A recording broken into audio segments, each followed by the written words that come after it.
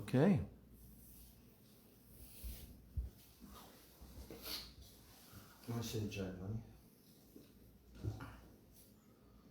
Shishi Guru Gauranga Gandharvika Giridhari Radha Vinod Bihari Radha Govinda Joki Jai Dalita Vishnu Om Vishnupad Paramahansa Parvatatarya Astatara Sata Shri Srimad Abhay Charanaravinda Bhaktivedanta Swami Maharaj Shri Jai Dalita Vishnu Om Vishnupad Paramahansa Parvatatarya Astatara Sata Shri Srimad Bhaktivedanta Narayana Goswami Maharaj Shri Jai Dalita Vishnu Om Vishnupad Paramahansa Astatara Sata Shri Srimad Srila Bhakti Vedanta Bharati Maharaj Ki Jai Dalita Vishnu Om Vishnupad Astatara Sata Shri Srimad Srila Bhakti Vedanta Vaman Maharaj Ki Jai Dalita Vishnu Om Vishnupad Astatara Sata Shri Srimad Srila Bhakti Pragyan Keshava Goswami Maharaj Ki Jai Dalita Vishnu Om Vishnupad Astatara Sata Shri Srimad Srila Bhakti Rakshak Shri Radhe Goswami Maharaj Ki Dalita Vishnu Om Vishnupad Paramahansa Parvatatarya Astatara Sata Shri Srimad Pranavadev Jagakuru Srila Bhakti Siddhanta Saraswati Prabhupada Ki Maha Bhagavat Srila Gaura Kishore Das Babaji Maharaj Ki Shakta Goswami Satchit Ananda Srila Bhakti Vinod Thakur Ki Jai Vaishnava Sarvabhauma Srila Jagannath Das Babaji Maharaj Ki Jai Gauri Vedanta Acharya Srila Devati Bhushan Prabhu Ki Jai Srila Sika Acharya Srila Vishwanath Chakravarti Thakur Ki Jai Srila Narottam Srinivasa Ananda Prabhu Trai Ki Jai Srila Krishna Kaviraj Goswami Prabhu Ki Jai Sri Rupa Shri Sanatana Bhatta Raghunath Shri Gopal Bhatta Das Raghunath Shadi Goswami Prabhu Ki Jai Shri Svatnara Ananda Shri Gaur Parashad Vrinda Ki Namacharya Shri Ras Thakur Ki Prem Sikho Sri Krishna Chaitanya Prabhu Nityananda Shri Advaita Gadadhar Shivasari Gaura Bhaktivinoda Ki Shri Navadvip Maya Purdama Ki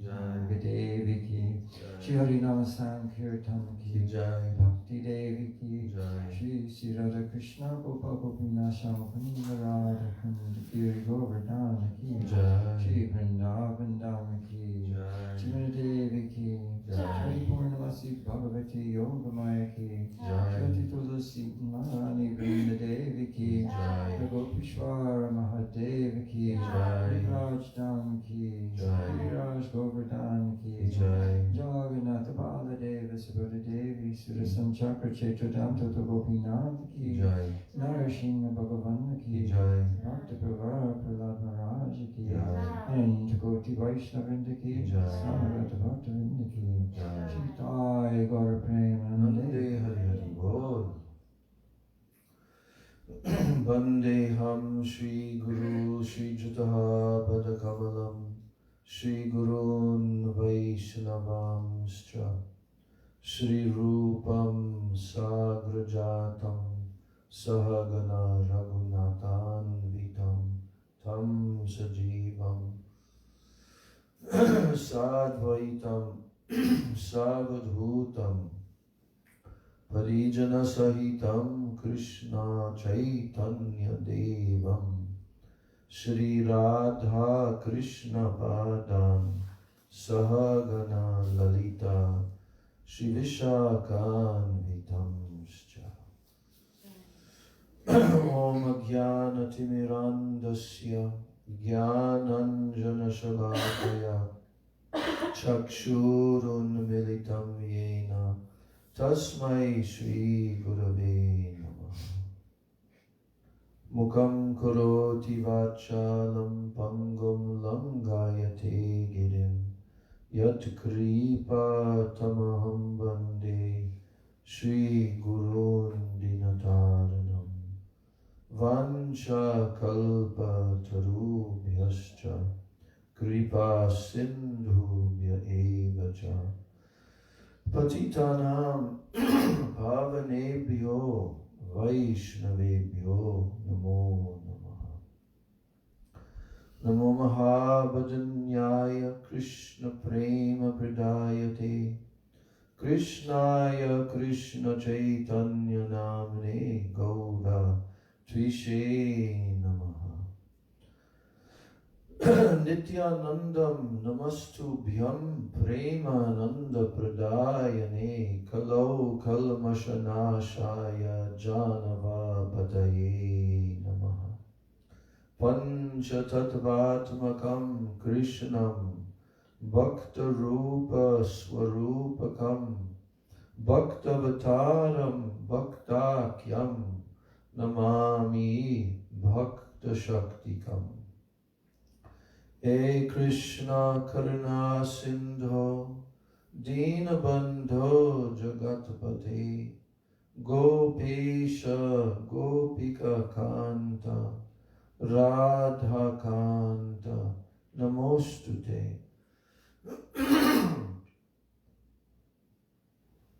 Tapta Kanchana Gaurangi Radhe Vrindavaneshwari Vrishabhanu Sute Devi Pranamami Hari Priye. Brindai Tulsi Devai Priyai Keshavasya Cha Krishna Bhakti Prade Devi Satyavachai Namo Namaha. Sri Krishna Chaitanya Prabhu Nityananda Shri Advaita Gadadhar Shivas Adi Gaur Bhakta Vrinda. Hare Krishna Krishna Krishna Hare Hare Hare Rama Rama Rama Hare Hare. Hare Krishna Krishna Krishna Hare Hare Hare Rama Rama Hare Hare. First of all, I'm offering my unlimited Dandavat Pranams and my Shraddha Pushpanjali at the lotus feet of my most worshipable beloved Gurudev Nitya Lila Pravishta Om Vishnupad Paramahansa Asto Tarasata Sri Srila A.C. Bhakti Vedanta Swami Maharaj Srila Prabhupada. Then I'm offering my same unlimited Dandavat Pranams and my Shraddha Pushpanjali at the lotus feet of my most worshipable beloved Siksha Gurudevs Nitya Lila Pravishta Om Vishnupad Paramahansa Ashto Tarashata Sri Srila Bhakti Rakshak Sridhar Goswami Maharaj and Nitya Lila Pravishta Om Vishnupad Paramahansa Ashto Tarashata Sri Srila Bhakti Vedanta Narayan Goswami Maharaj. And I'm offering my Dandavat Pranams to the lotus feet of all of my Sri Sri Rupa Nuga Gaudiya Guru Varga. And my Dandavat Pranams to all the Vaishnavas and all the Vaishnavis. We're reading Sri Chaitanya Charitamrita Madhya Lila, chapter 15, which is titled, The Lord Accepts Prasadam at the House of Sarvabhauma Bhattacharya. So, guess what we're going to hear about today?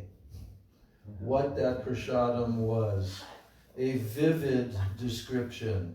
We left off yesterday where Advaita Acharya had discussed with Mahaprabhu that he wanted him to come to his house every day for 1 month for prasadam. Then Mahaprabhu said, this is not the activity of the sannyasis. Then he said 15 days.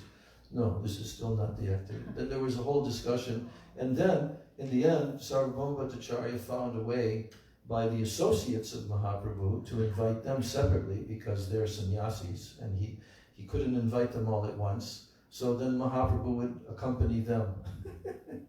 So Sarvabhauma Bhattacharya won the contest. And then it begins to describe how there was a room constructed just for Chaitanya Mahaprabhu to take prasadam. And there was a door opening on the outside where he could come in separately from the other entrances of the house. And also there was another door that was attached directly to the kitchen. This is where all the prasadam would be brought in from. So it was very nicely arranged. That was the Lord's lunchroom. Very secluded and newly constructed by the Bhattacharya. Yes. And there was a room. On the southern side of the kitchen were 2 rooms for offering food. And in one of them, the food was offered to Shaladram Narayan. And Satir Mata is the name of the wife of Sarvabhauma Bhattacharya. Shatir Mata. So she's very expert in cooking, very experienced. She knew how to cook so nicely. And Sarvabhauma Bhattacharya began to personally help his wife to cook for Mahaprabhu. So now the serving begins. Batisha Atya Kalar Angatiya Pate Teen Man Tandulera Ubharila Bhate. So here it says Teen Man. A man is about 6 pounds. So first, 3 mans of cooked rice. 3 equals 6 pounds. So 1 equals 2 pounds. They were poured onto a big banana leaf. Now, this is the beginning of the description of the food prepared for Sri Chaitanya Mahaprabhu. This description is given by Kaviraj Goswami, who, it is assumed, was an expert cook, who knew both how to prepare and how to serve food. Gurudev made this point about Kaviraj Goswami, because there's more than one place in Chaitanya Charitamrita where there's vivid description of all, like in Rath Yatra, at Balagandi, and thousands of people and all. So Krishnadas Kaviraj Goswami was a good cook. Gurudev confirmed that fact. So, Pita Sugandhi Grite Anna Shikta Koilo, Chari Dike Pate Griha Vahya Chalilo. Then, the whole stack of rice was mixed with so much yellowish and fragrant clarified butter that it began to overflow the leaf.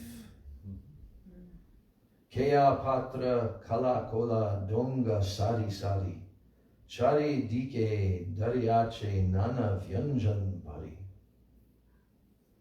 Vyanjan means cooked vegetable. There were a number of pots made of the bark of banana trees and the leaves of the kea plant. These pots were filled with various cooked vegetables, and they were placed on all sides of the leaf. There were about 10 kinds of spinach, meaning shak. There was a soup called sukta, which was made with bitter nimba leaves, that's neem, a pungent preparation made with black pepper, a mild cake made of fried curd, and buttermilk mixed with small fried pieces of dal. Dugda tumbi, dugda kushmanda veshara lapra, mocha ganta, mocha baja, vividha shakra. There were preparations of dugda tumbi. They don't have a translation here what these were. Oh wait, they do. In the synonyms they do. In the synonyms, okay. Dugda tumbi, squash cooked with milk. Dugda kushmanda, pumpkin cooked with milk. Veshara, a preparation made from chickpea flour. Lapra, a combination of several vegetables. Mocha ganta, we know that one. That's in the prayer that is sung for Krishna. You know, Brajaba Katabat Sarasvidura Hari, Mocha Ganta. That means boiled banana flowers. Mocha Baja, fried banana flowers. Vividha Shakra, and various other vegetables. Getting enlivened as I read this. Vridha Kushmanda Badir Vyanjana Apar, Fulabadi Falamula Vividha Prakar. There were unlimited quantities of Vridha Kushmanda badi, which means small pieces of fried dal mixed with ripe pumpkin. Fulabadi,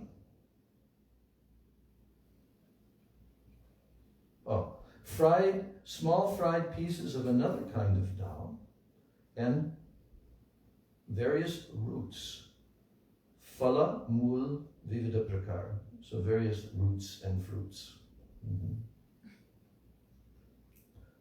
Nava nimba patra saha brishta vartaki pula bari patol baja kushmanda man chaki. Other preparations included nimba patra nimba, the leaves of the newly grown nimba. That means neem leaves. Then eggplant mixed with newly grown nimba leaves fried together. Eggplant and neem. You know, neem is really nice when it's fried. In Bengal, they put it on the side. They make it in different ways, neem leaves. It's bitter, but not as bitter as raw, you know, but it's very tasty. Stimulates the digestion. Then there was light bari. You know bari? Bari, did it turn off or? No, it's going. Okay. Bari, that's the word they use in Hindi in Vrindavan area, baris. It's like they dry, they mash the dal or something, they soak it, they mash it, they dry it, and then they dry it into the little baris, you know, little small pieces. Then you can fry that and place that into your sabjis, like that. So, light bari, then fried patol. You know patol? They have the same name vegetable now. Don't know how to describe it. It's short and green, and it has kind of chewy seeds inside, but they fry it. Oh, it's so good. I'm remembering the taste of it. Fried patol and fried rounds of squash and pumpkin. Kushmanda. Pumpkin is kushmanda. Chaki means round. Yes. Patol bhaja, fried patol vegetable. Grishta masa, mugda supa, amrita nindai. Madhuramra, baram ladi, amla pancha chai. Do you want this carpet to sit on? Oh, no, thank you. Are you sure? Yeah. Okay. So there was a soup made with fried urd dal and moong dal, defeating nectar. Wow. Amrita nindai, defeating amrita. There were also sweet chutney, madhur amla, bara amla, and a sour preparation made with fried dal. 5 or 6 kinds of sour preparations, beginning with baramla. Baramla.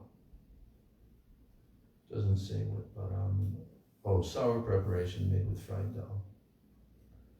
Mugda bara, masa bara, kala bara mishta, kir puli, narikale puli, arjata pishta. There were baras, means made of moong dal. Mugda bara means fried cakes made of moong dal. Then masa bara, fried cakes made with urd dal. Kala bara, fried cakes made of banana. Mishta kshira puli, cakes made with sweet rice. Narikale puli, you know what that means? Coconut, narikale, still called coconut. Coconut cake. Jata pishta, and various other cakes. We come from cake culture. Kanji bara, dukta chira, dukta laklaki, jata pita koilo, kohite na shaki. There were kanji bara, that means cakes made with sour rice water.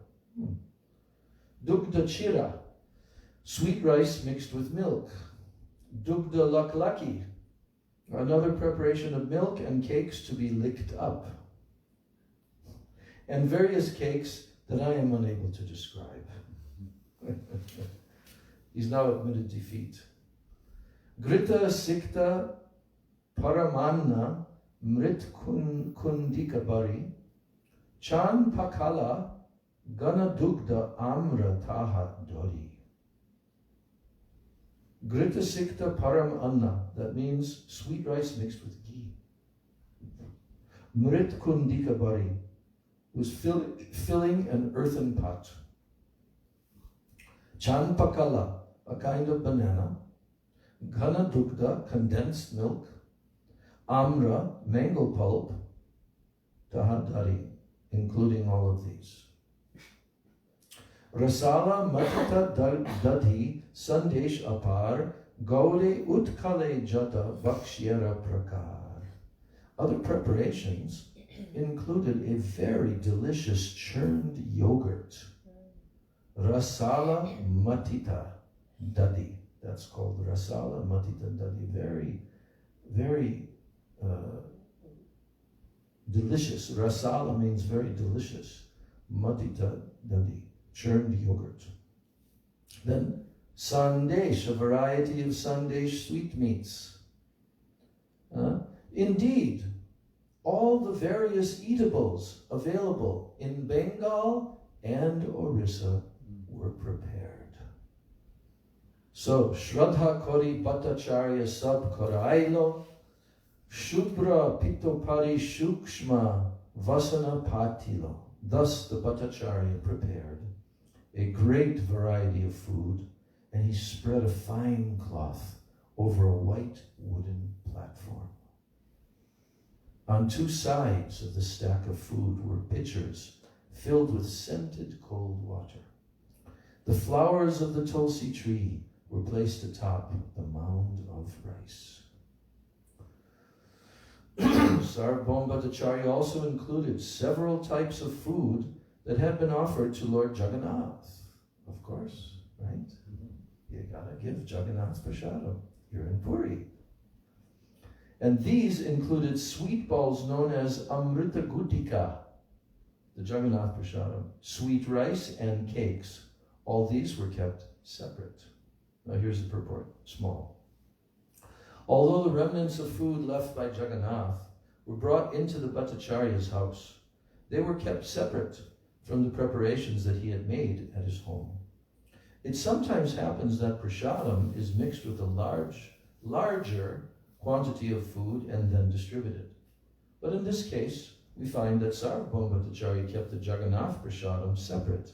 He kept it aside particularly for the satisfaction of Sri Chaitanya Mahaprabhu. Hena kale Mahaprabhu madhyana koriya ekale ailatar hriday janiya. When everything was ready, Sri Chaitanya Mahaprabhu came there alone after finishing his midday duties.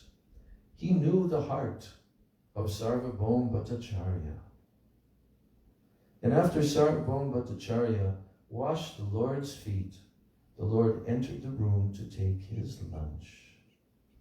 Sri Chaitanya Mahaprabhu was a little astonished to see the gorgeous arrangement, and gesturing, he spoke to Sarvabhauma Bhattacharya. This is most uncommon, alokik. How is this arrangement of rice and vegetables finished within 6 hours? Because he had invited Mahaprabhu 6 hours before that. Then he came home and they all cooked.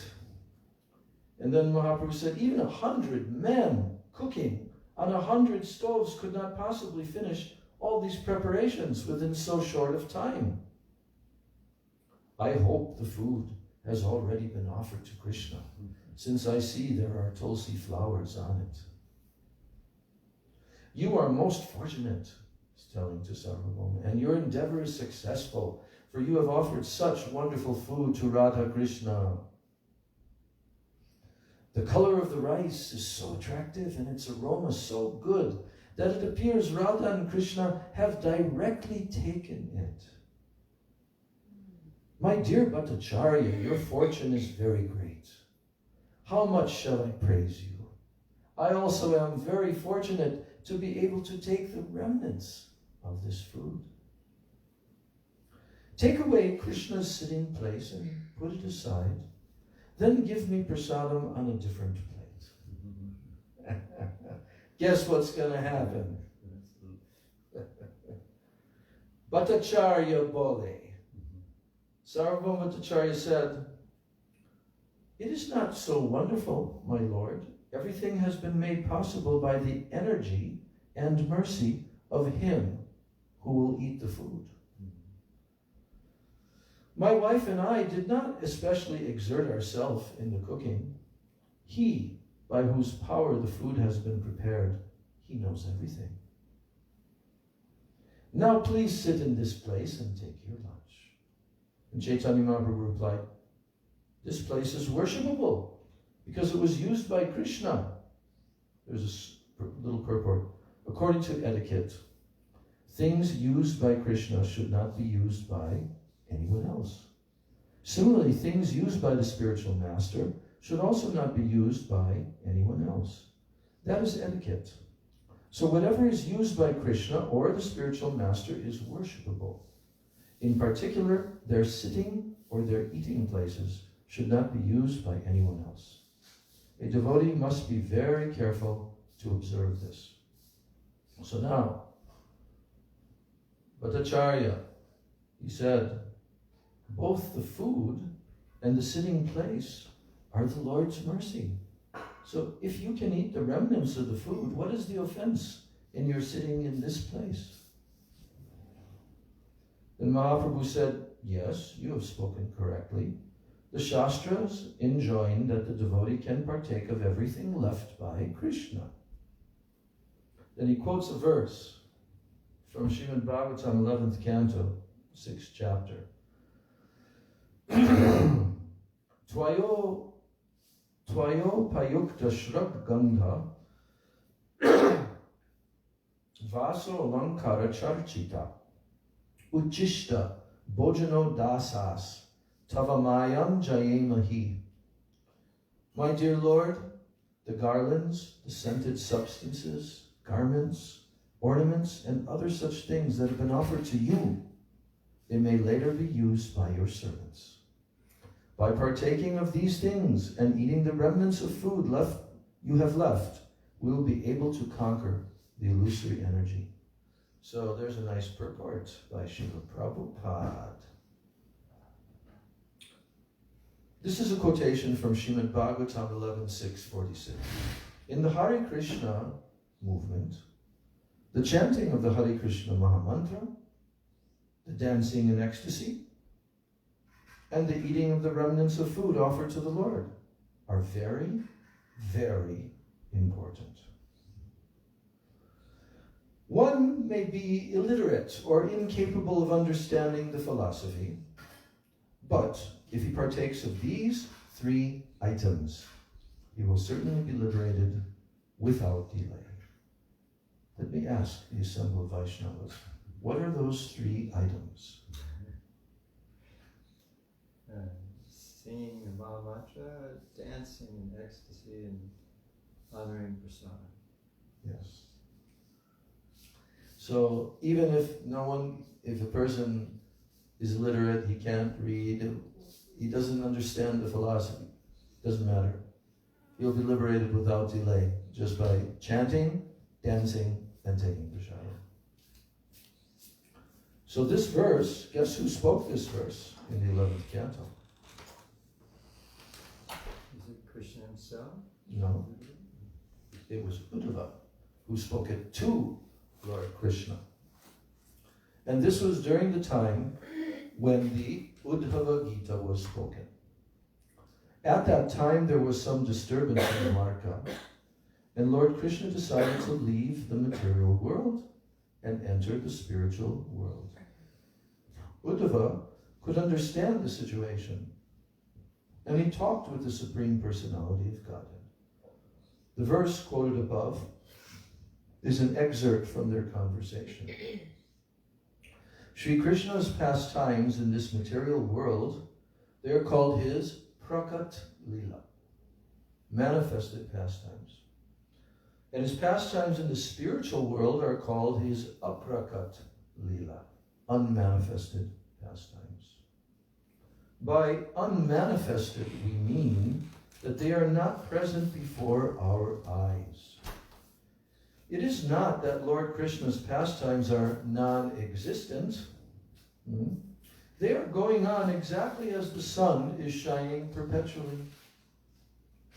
But when the sun is present before our eyes, then we call it daytime. It's manifest. And when it is not present, we call it night, unmanifest.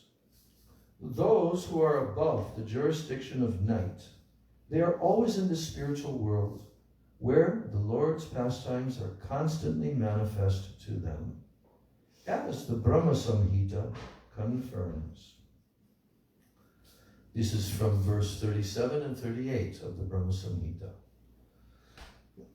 Ananda Chinmaya Rasa Pratibhavitabis Tabirya Eva Nijarupataya Kalabi Goloka Eva Nivasati Akilatma Bhuto Govindamadi Purusham Tamaham Bhajami Premanjana Charita Bhakti Valochanena Santak Sadaiva Hridayeshu Vilokayanti Yam Shyama Sundaram Achintya Gunaswarupam Govindam Adi Purusham Tamaham Bhajami. I worship Govinda, the primeval Lord, who resides in his own realm, Goloka, with Radha, who resembles his own spiritual figure, and who embodies the ecstatic potency, Ladini. Their companions are her confidantes, who embody extensions of her bodily form, and who are imbued and permeated with ever blissful spiritual rasa. I worship Govinda, the primeval Lord, who is Shyama Sundar, Krishna himself, with inconceivable, innumerable attributes, whom the pure devotees see in their heart of hearts, with the eye of devotion tinged with the salve of love. You turn it up just slightly. So now, Chaitanya Mahaprabhu said to Sarvabhauma Bhattacharya, there is so much food here that it is impossible to eat it all. Then the Bhattacharya replied, I know how much you can eat. Nila chale bojan tumi koro bayanna bara eka boger anna shata shata bar. After all, at Jagannath Puri you eat 52 times a day, and each time you eat hundreds of buckets filled with prasadam. Right? So Sarvabhauma is telling that to Lord Chaitanya. And at Dwarka, you keep 16,000 queens and 16,000 palaces, and also there are 18 mothers and numerous friends and relatives of the Yadu dynasty. And in Vrindavan, you also have your father's elder brothers, your father's younger brothers, maternal uncles, husbands of your father's sisters, and many cowherd men. There are also cowherd boyfriends, and you eat twice a day, morning and evening, in the house of each and every one of them. So here in the purport, Prabhupada is saying, in Dwarka, Lord Krishna had 18 mothers. Did you know that? In Dwarka, Krishna has 18 mothers. Devaki, Rohini, and others. Besides these was his foster mother, Yashoda, in Vrindavan. See, Prabhupada has to keep this Siddhanta like that for that time. Lord Krishna also had many uncles, and as stated by Srila Rupa Goswami in his Brihat Shri Radha Krishna Ganodesh Deepika, It says, Upanando binandascha pitrivyo purvajao pitu. This means the elder brothers of Nanda Maharaj, they were Upananda and Abhinanda. So similarly in the same verse, the names of the younger brothers of Nanda Maharaj are given. Pitrivyo tu kaniyamso syatam sananda nandano. Sananda and Nandan, also known as Sunanda and Pandava, they were the younger brothers of Krishna's father, Nanda Maharaj. So, Sri Krishna's maternal uncles are also described in this book, in verse 46. We have that book, Gurudev has given that. It's called Radha Krishna Ganudesh Deepika. But here it's called Brihat. So maybe there's two Brihat, a large one and a smaller one. So, yes, his maternal uncles, Sri Krishna's maternal uncles are also described in this book in verse 46. Yashodhar, Yashodev, Sudevadyas Tumatula. Yashodhar, Yashodev, and Sudev were the maternal uncles of Krishna, the brothers of Mother Yashoda. So also mentioned in the Radha Krishna Ganudesh Deepika, verse 38, are Krishna's uncles who were the husbands of Nanda Maharaj's sisters. Mahanila Shunilascha Ramanav Etayo Kramat. Mahanila and Sunila are the husbands of Krishna's aunts. So now Sarvabhauma continues, convincing Mahaprabhu that he is capable indeed to eat this amount of food. So then, Govardhan Yagye Anna Kaila Rashi Rashi Tar Lekai E Anna Nahe Eka Grashi. Indeed, Sarvabhauma Bhattacharya continued. At the Govardhan Puja ceremony, you ate stacks of rice, mounds, hills of rice. And in comparison to that, this small quantity is not even a morsel for you. So, Tumito Ishwar Mui Kshudra Jeev Char Ek Gras Madhukari Karaho Angikar. You are the Supreme Personality of Godhead, whereas I am a most insignificant living being. Therefore, please accept a little quantity of food from my house. In the purport, a sannyasi is expected to collect a little food from each and every householder. That is to say, he should take whatever he requires to eat. Now, this system is called madhukari. The word madhukari comes from the word madhukar, and that means honey collecting bees. Bees collect a little honey from each flower, but all these small quantities of honey accumulate to become a beehive. Sannyasis should collect a little from each and every householder and should eat simply what is necessary to maintain the body. But being a sannyasi, Lord Chaitanya Mahaprabhu could collect a little food from the house of Sarvabhauma Bhattacharya, and this was the Bhattacharya's request. Compared to the food eaten by the Lord on other occasions, the Bhattacharya's feast was not even a morsel. So this is what the Bhattacharya is pointing out to the Lord. So hearing this, Sri Chaitanya Mahaprabhu smiled and he sat down to eat. The Bhattacharya, with great pleasure, first offered him the prasadam from Jagannath temple. That was given first. At this time, the Bhattacharya, he had a son-in-law named Amoga, who was the husband of his daughter, Shati. So although born in an aristocratic Brahmin family, Amoga was a great fault finder and blasphemer. Kulina Nindak Deho. Nindak, blasphemer. So, this is a very interesting story now. Amoga wanted to see Sri Chaitanya Mahaprabhu eat, but he was not allowed to enter. Shri Shri Guru Gauranga Gandharvika Giridhari Radha Govinda Jiu Ki Jai, Radha Vinod Bihari Jiu Ki Jai, Jai Shri Nityananda Ram Ki Jai. So he wanted to see Mahaprabhu eat, but he's not allowed to enter. Indeed, the Bhattacharya guarded the threshold of his house with a stick in his hand. However, as soon as the Bhattacharya began distributing prasadam, and he was a little bit inattentive, then Amoga came in.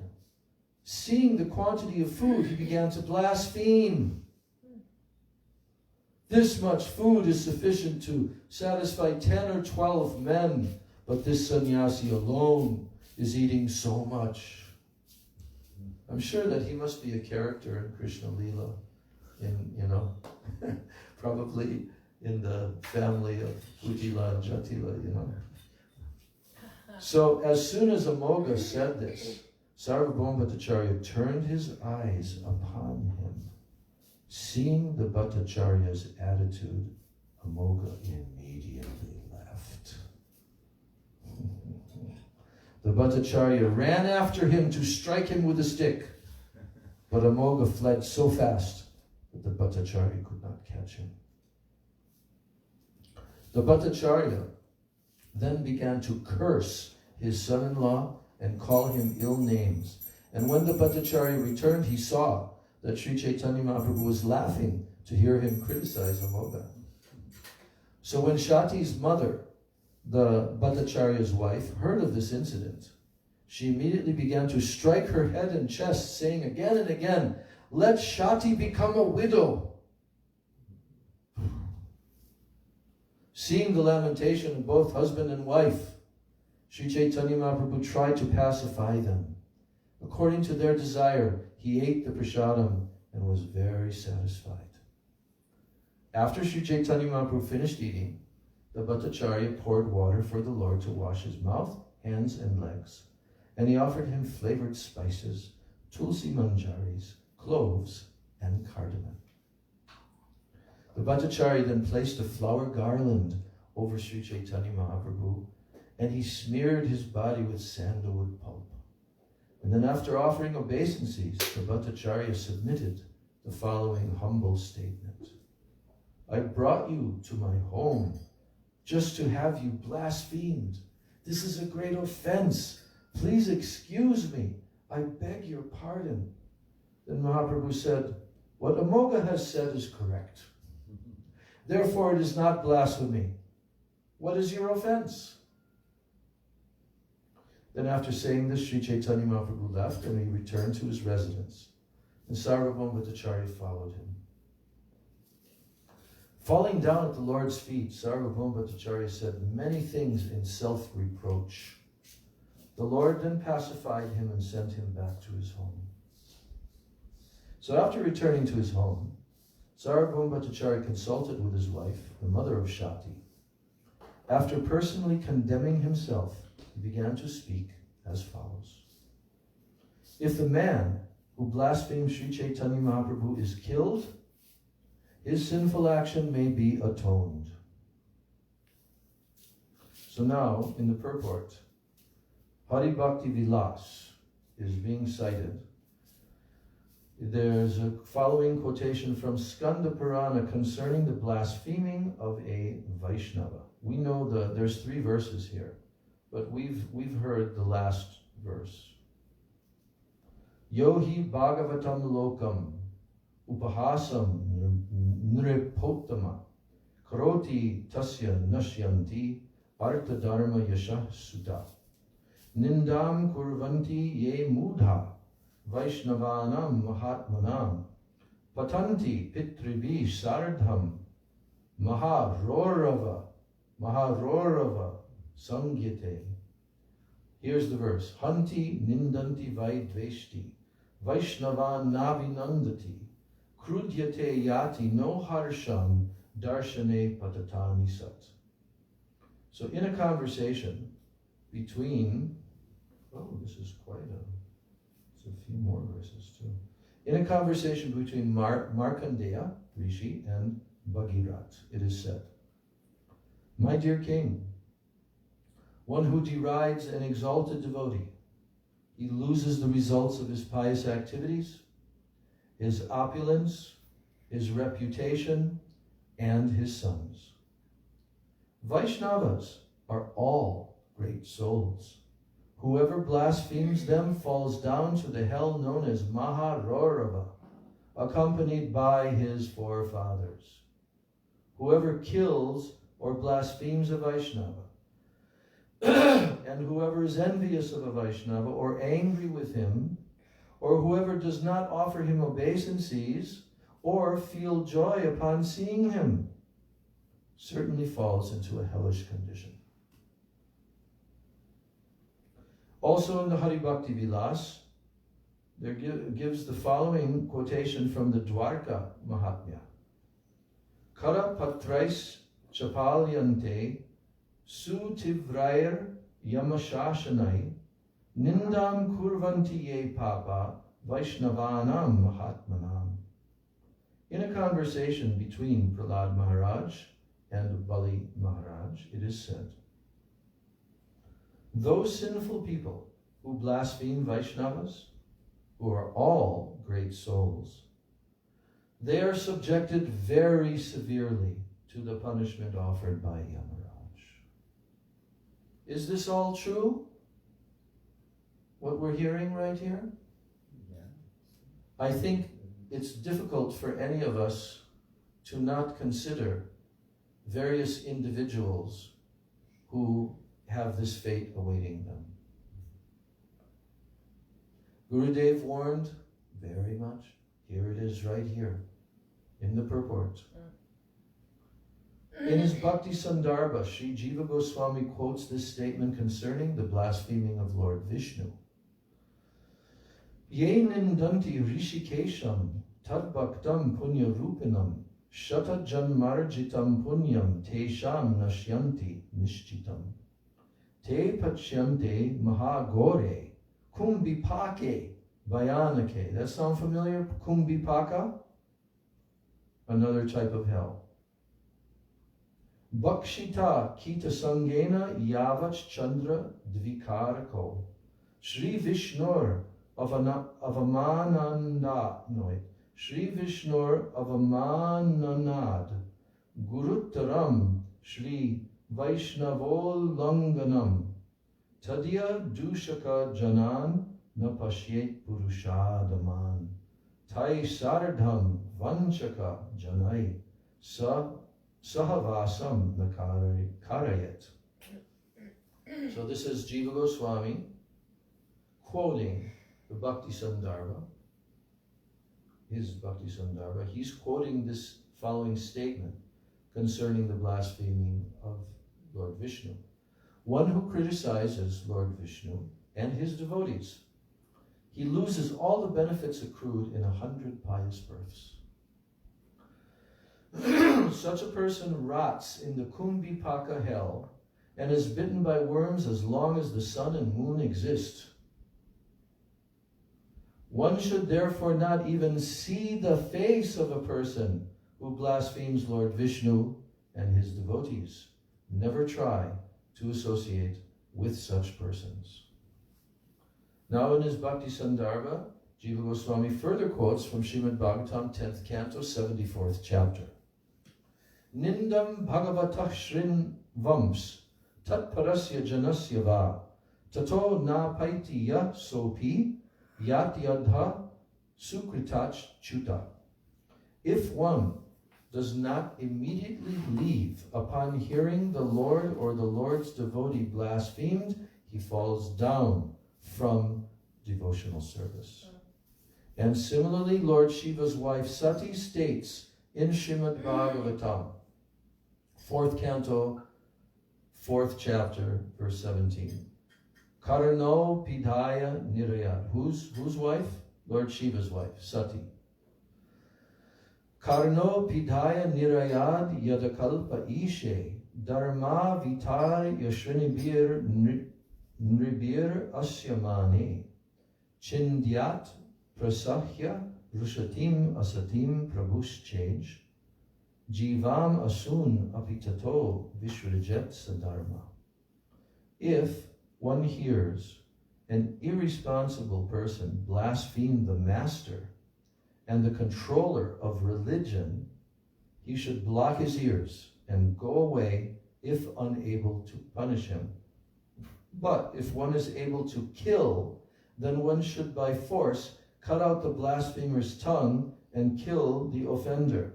And after that, he should give up his own life. Pretty severe.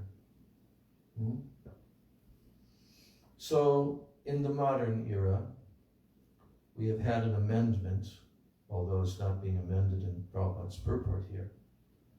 But Gurudev also pointed out that that will not apply nowadays. But cutting their tongue means what? Defeating them, if one is capable. Leaving them speechless. Yeah. So, now Sarvabhauma Bhattacharya continued. He's talking with his wife. And he's telling to her how he regrets and what kind of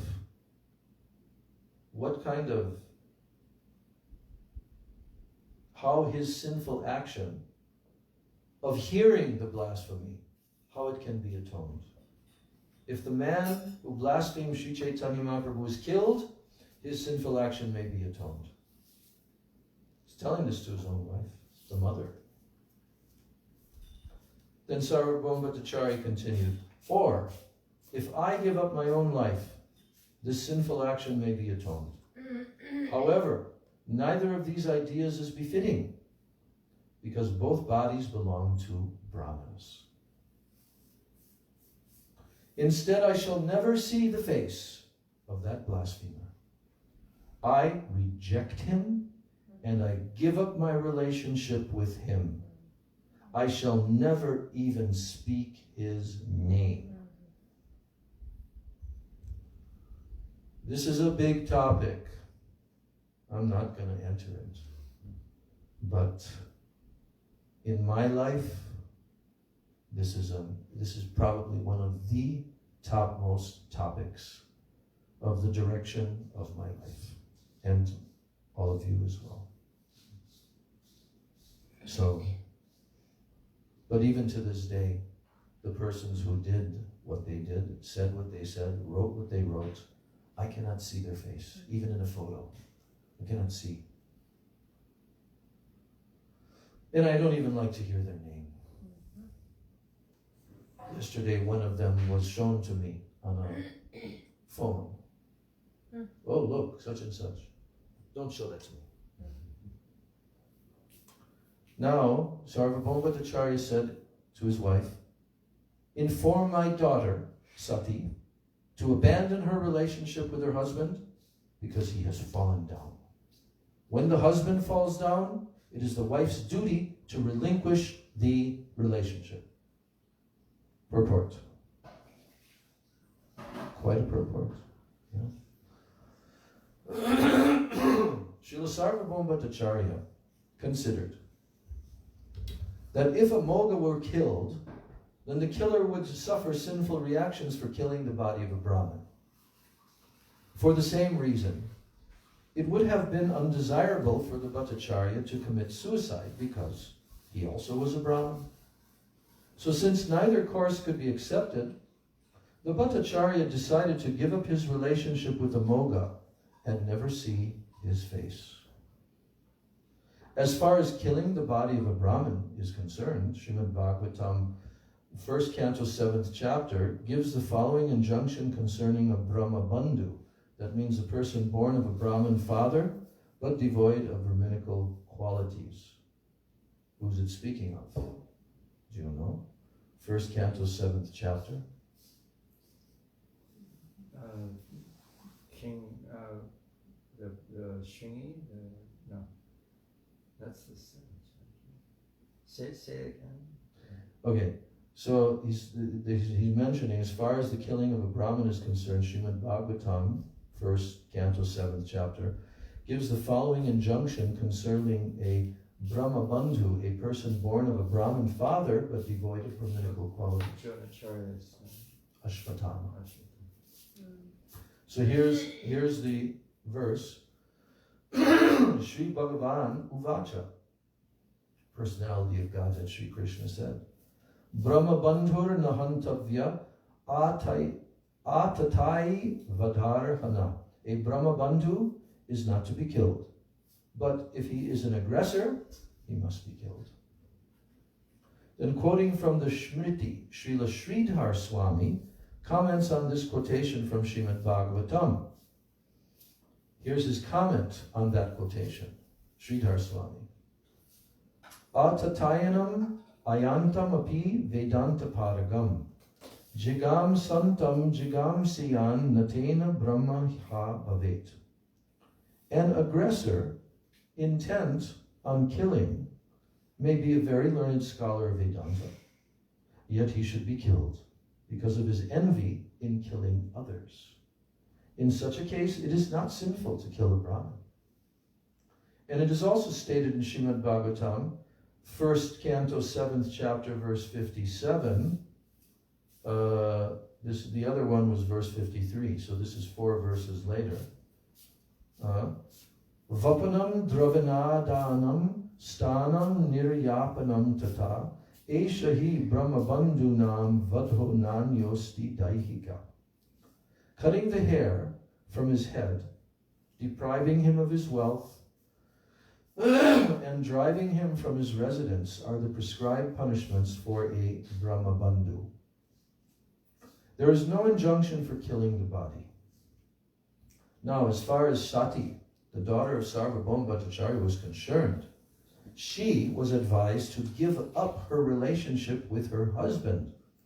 So concerning this, Srimad Bhagavatam, 5th Canto, 5th chapter states, Napatischa sasyan namochayadya samupeta mrityum. One cannot be a husband if he cannot liberate his dependents from inevitable death. You know that verse spoken by Lord Rishabhdev. If a person is not in Krishna consciousness and is bereft of spiritual power, he cannot protect his wife from the path of repeated birth and death. Consequently, such a person cannot be accepted as a husband. A wife should dedicate her life and everything to Krishna for further advancement in Krishna consciousness. If her husband abandons Krishna consciousness and she gives up her connection with him, she follows in the footsteps of the Dvija Patnis, the wives of the Brahmanas who were engaged in performing sacrifices. The wife is not to be condemned for cutting off such a relationship. In this regard, Sri Krishna assures the Dvija Patnis in Srimad Bhagavatam, 10th Canto, 23rd chapter. Here's what Krishna told the Dvija Patnis. Patayo nabhyasu yeran pitri bratri sutadaya. Lokascha vo mayopeta deva apyanu manvate. Napritaye anuragaya hyanga-sango nrinamiha tanmano mayunjana achiran mam avapsyata. My dear Dvija Patnis, rest assured that your husbands will not neglect you on your return, nor will your brothers, sons, or fathers refuse to accept you. Because you are my pure devotees, not only your relatives, but also people in general, as well as the demigods, they will be satisfied with you. Because they were afraid of getting rejected. They were telling Krishna, we can't go back. Transcendental love for me does not depend upon bodily connection, but anyone whose mind, you can put here, thank you, yeah, thank you. Anyone whose mind is always absorbed in me. I'll read this from the beginning again. Yes, transcendental love for me does not depend upon bodily connection, but anyone whose mind is always absorbed in me they will surely very soon come to me for my eternal association.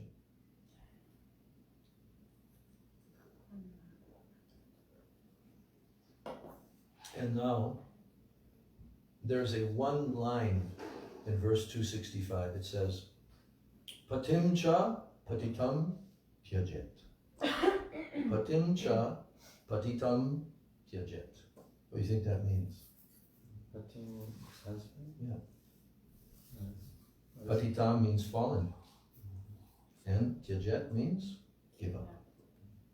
When a husband is fallen, one's relationship with him must be given up.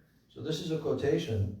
I mean, just imagine, Mahaprabhu, Sri Chaitanya Mahaprabhu is taking prasadam, and this person comes in and blasphemes him. Can you imagine how utterly disgusted Sarvabhauma, even his own wife, the mother of that boy, you know? Yeah. So, this is a quotation from Smriti Shastra, this one that I just read, that little short one, and now is stated in the Srimad Bhagavatam 7th canto, 11th chapter. Santushta lolupa daksha dharma gya priya satyavak apramatta shuchi snigdha patim tvapatitam bhajet. A wife who is satisfied, who is not greedy, who is expert and knows religious principles, who speaks what is dear and truthful, and is not bewildered, and who is always clean and affectionate, should be very much devoted to her husband, if he is not fallen. So that night, Amoga, Sarvabhauma Bhattacharya's son-in-law, fled. And in the morning, he immediately fell sick with cholera. Amoga marena shuni kohi Bhattacharya sahai hoya daiva koilo mor karya. When the Bhattacharya heard that Amoga was dying of cholera, he thought, it is the favor of providence that he is doing what I want to do. When one offends, he continues, Sarvabhauma Bhattacharya, when one offends the Supreme Personality of Godhead, karma immediately takes effect. Then after saying this, he recited 2 verses from the revealed scriptures. First one is from the Mahabharata. Mahata hi prayatnena hastyashva ratapattibi asmabhir yad anushteyam gandharvaistad anushtitam. Yes, this is Bhimsena. He made this statement. What we have had to arrange with great endeavor by collecting elephants, horses, chariots, and infantry soldiers, it has already been accomplished by the Gandharvas. So, you may not be familiar with this, but this is in Gurudev's Brajamandala Parikrama book. And it'll be told here by Prabhupada. This is a quotation from Mahabharata. Bhimsena made this statement when all the Pandavas were living in exile in the forest. And this took place in Braj. Yeah, I'm not sure, but I think it took place in Braj when they were in Kamyavan. So at that time, there was a fight between the Kauravas and the Gandharvas. The Kaurava soldiers were under the command of Karna, but the commander-in-chief of the Gandharvas was able to arrest all the Kauravas by virtue of superior military strength. Who? Commander-in-chief of the Gandharvas. At that time, Duryodhana's ministers and his commanders requested Maharaj Yudhishthira to help.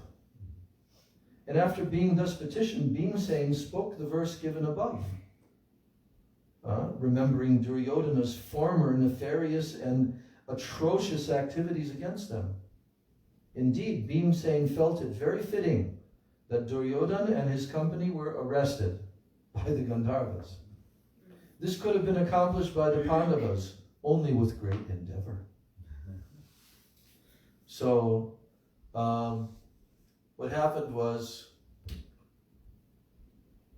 I'm not quite sure of the cause why the Gandharvas came.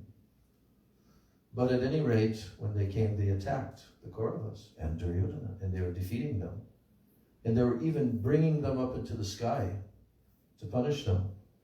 And then, like it said here, the ministers and the commanders requested Maharaj Yudhisthira to help. Bhimsen refused, right? But then Maharaj Yudhisthira actually, what he did then,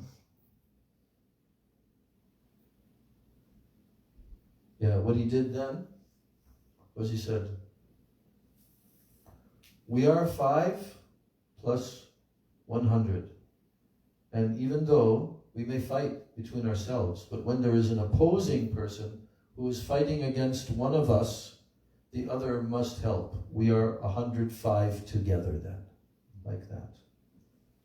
So then the next verse that follows this verse in the Mahabharata says, and it's spoken by Bhimsen. Wait. No, this is Srimad Bhagavatam. Oh, this is a different verse. This is what Sarvabhauma Bhattacharya is quoting these two verses. And this verse is from 10th canto, 4th chapter, made by Gurudev Goswami to Maharaj Parikshit. Ayu Shriyam Yasho Dharmam Lokan Ashisha Evacha Hanti Shreyamsi Sarvani Pungso Mahad Atikrama. When a person mistreats great souls, his lifespan, his opulence, his reputation, his religion, his possessions, and his good fortune are all destroyed. Now this statement is in Srimad Bhagavatam was made by Shukadeva Goswami to Maharaj Parikshit. This quotation concerns the attempted killing of Krishna's sister, Yogamaya, who appeared before Krishna's birth as the daughter of Mother Yashoda. So this daughter, Yogamaya, and Krishna were born simultaneously.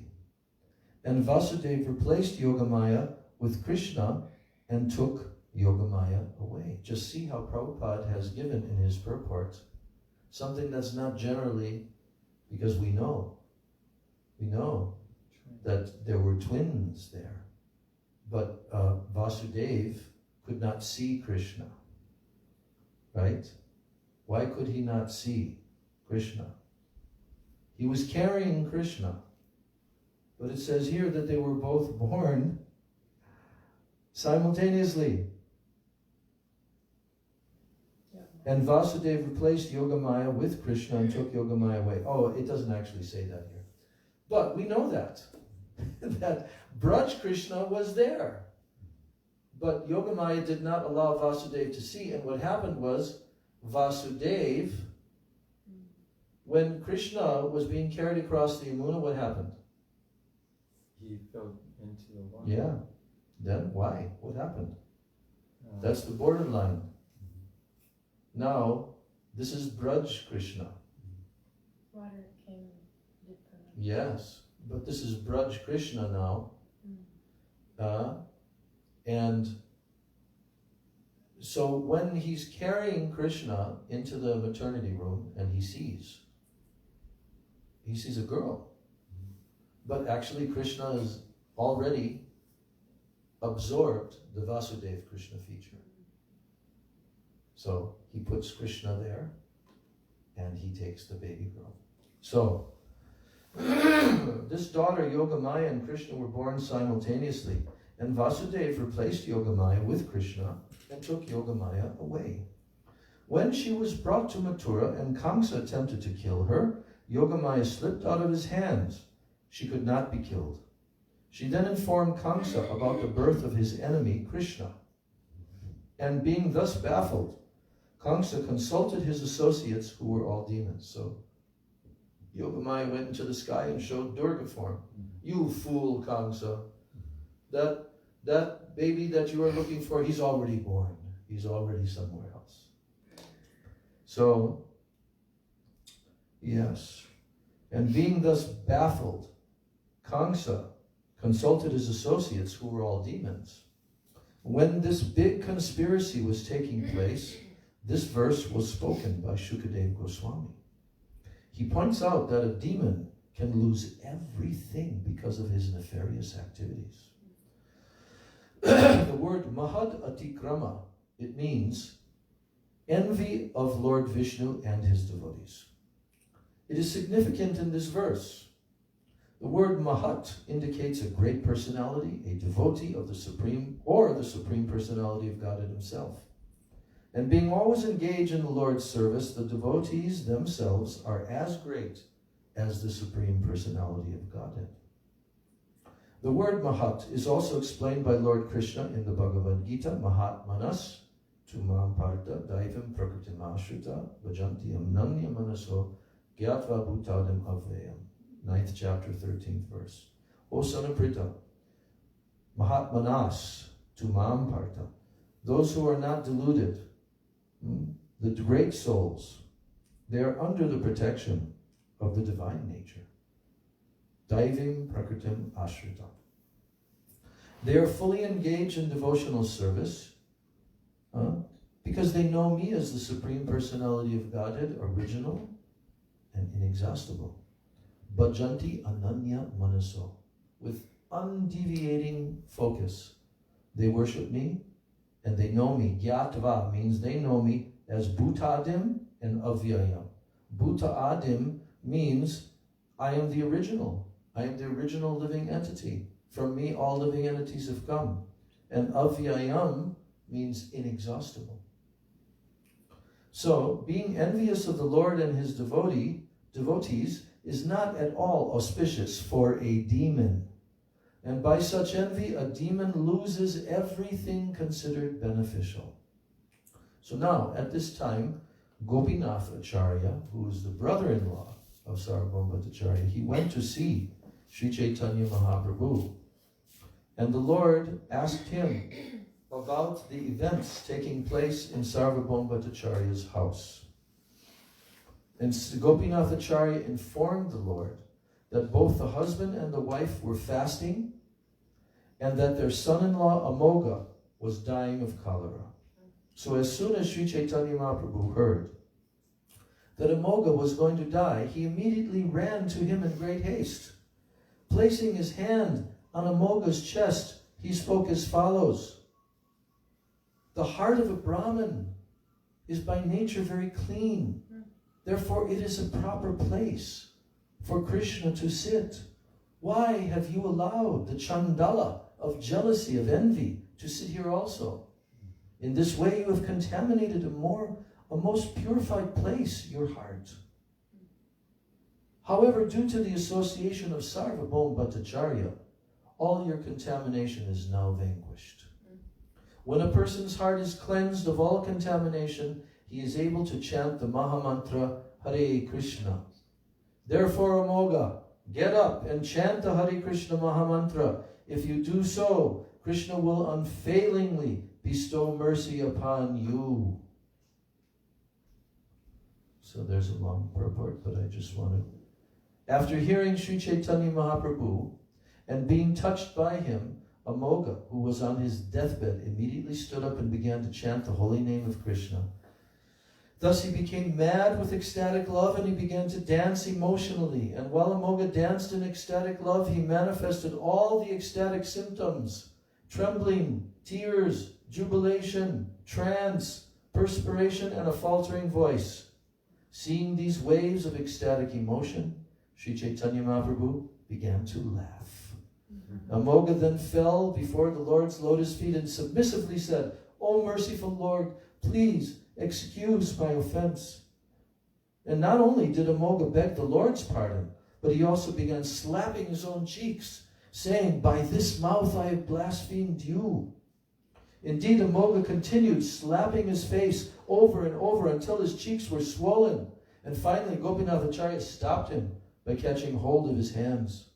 And after this, Sri Chaitanya Mahaprabhu pacified Amoga by touching his body and saying, "You are the object of my affection, because you are the son-in-law of Sarvabhauma Bhattacharya. Everyone in Sarvabhauma Bhattacharya's house is very dear to me, including his maids and servants and even his dog. And what to speak of his relatives? Amoga, always chant the Hare Krishna Mahamantra and do not commit any further offenses. After giving Amoga this instruction, Sri Chaitanya Mahaprabhu went to Sarvabhauma's house. And upon seeing the Lord, Sarvabhauma Bhattacharya immediately caught hold of his lotus feet. The Lord embraced him and then sat down. And Sri Chaitanya Mahaprabhu pacified Sarvabhauma, saying, After all, Amoga, your son-in-law is a child. So what is his fault? Why are you fasting? And why are you angry? Just get up and take your bath and go see the face of Lord Jagannath. Then return here to eat your lunch. In this way I shall be happy. I shall stay here until you return to take Lord Jagannath's remnants for your lunch. And catching hold of Sri Chaitanya Mahaprabhu's lotus feet, the Bhattacharya said, Why did you bring Amoga back to life? It would have been better had he died. And Mahaprabhu answered, Amoga is a child and your son. The father does not take the faults of his son seriously, especially when he is maintaining him. Now that he has become a Vaishnava, he is offenseless. You can bestow your mercy upon him without hesitation. Then Sarvabhauma said, Please go, my lord, to see Lord Jagannath, and after taking my bath, I shall go there and then return. And Mahaprabhu then told Gopinath, Stay here and inform me when Sarvabhauma Bhattacharya has taken his prasadam. And after saying this, Sri Chaitanya Mahaprabhu went to see Lord Jagannath. Sarvabhauma Bhattacharya completed his bath. He went to see Lord Jagannath and then returned to his house to accept food. And thereafter Amoga became an unalloyed devotee of Sri Chaitanya Mahaprabhu. He danced in ecstasy and he peacefully chanted the holy name of Lord Krishna. In this way, Sri Chaitanya Mahaprabhu performed his various pastimes. Whoever sees them or hears them recounted becomes truly astonished. And thus, Sri Chaitanya Mahaprabhu enjoyed eating in Sarvabhauma Bhattacharya's house. Within that one pastime, many wonderful pastimes were manifested. These are the peculiar characteristics of Sri Chaitanya Mahaprabhu's pastimes. Thus the Lord ate in Sarvabhauma Bhattacharya's house, and in this way, Sarvabhauma's love for the Lord has become very well known. And thus I have related the ecstatic love of Sarvabhauma's wife, who is known as the mother of Shati. I have also related Sri Chaitanya Mahaprabhu's great mercy, which he manifested by excusing Amoga's offense. He did so due to Amoga's relationship with a devotee. And whoever hears these pastimes of Sri Chaitanya Mahaprabhu with faith and love, he will attain the shelter of the Lord's lotus feet very soon. Shri Rupa Raghunatha Padejar Ash Chaitanya Charitamrita Kohe Krishna Das, praying at the lotus feet of Shri Rupa and Shri Raghunath, always desiring their mercy, I, Krishna Das, narrate Sri Chaitanya Charitamrita, following in their footsteps. Thus ends the Bhaktivedanta purports to Sri Chaitanya Charitamrita, Madhya Lila, 15th chapter, describing the Lord's eating at the house of Sarvabhauma Bhattacharya. Gaur Premanande Hari Hari Bol. Sri Chaitanya Charitamritam ki jai. Shri Sachinandana Gaura Hari ki jai. Nitai Gaur Premanande. Vancha Kalpatarubhascha Kripa Sindhubhyeva cha Patitanam Bhavanebhyo Vaishnavebhyo Namo